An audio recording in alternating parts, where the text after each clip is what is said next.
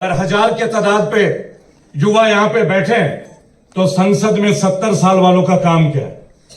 इसके ऊपर प्रश्न करना शुरू कीजिए। इसके ऊपर प्रश्न कीजिए। जिस देश में स्वामी विवेकानंद की बात होती है उनको ग्लोबल यूथ आइकॉन बनाया जाता है, और जब स्वामी विवेकानंद ये कहते हैं arise awake and stop not till the goal is reached, तो उस स्वामी विवेकानंद के आदर्शों को भारत के किस सरकार ने आज तक माना है?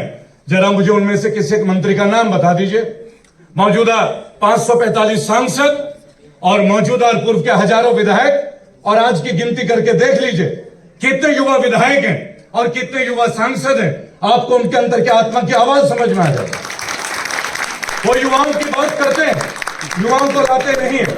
युवाओं की बात भी एक 75 साल का बुजुर्ग करता है उस मंच पे जाके जहां एक युवा को होना चाहिए। मेरी लड़ाई है इस विचारधारा से, और जब मैं विचारधारा के प्रति अपने विचार रखता हूं तो लोग बोलते हैं नक्सलाइट है, अर्बन नक्सल है, सीपीएम है, वगैरह वगैरह। इनमें से एक भी मैं कुछ नहीं हूं। उन तमाम लोगों से केवल एक प्रश्न करता हूं। मैं नेताजी सुभाष चंद्र बोस को अपना लीडर मानता हूं। मेरे दादा आजाद हिंद फौज के कमांडर थे, तो मैं वहां कांग्रेस की या लेफ्टिस्ट कैसे हो सकता हूं और मुझे भाजपा में जाने की जरूरत क्या है? क्या नेताजी सुभाष चंद्र बोस के विचारों से आप लोग सहमत हैं या नहीं है? पहले ये बताइए, हाथ उठा के बताइए।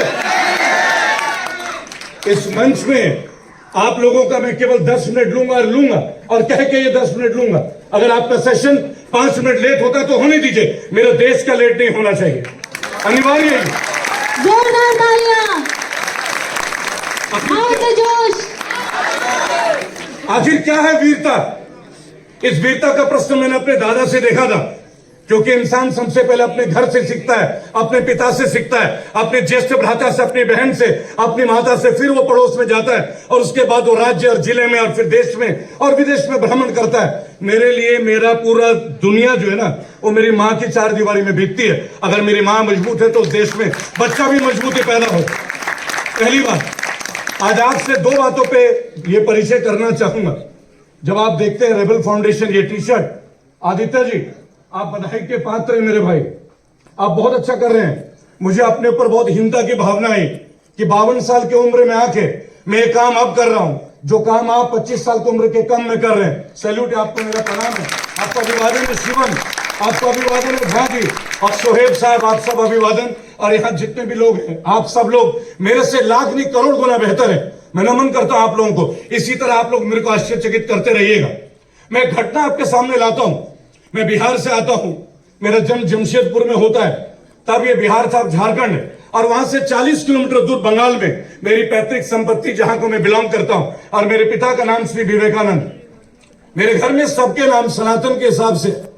मेरे स्वर्गीय बाबा जी, उनका नाम श्री ऋषिकेश, मेरे स्वर्गीय दादाजी रेबल गंगाधर जी, और उनका पोता में रेबल सदानंद। और मैं आपको एक बात बोलना चाहूंगा, मेरा वस्त्र, मेरी पार्टी, मेरी विचारधारा, इससे देशभक्ति का कोई लेना देना नहीं है।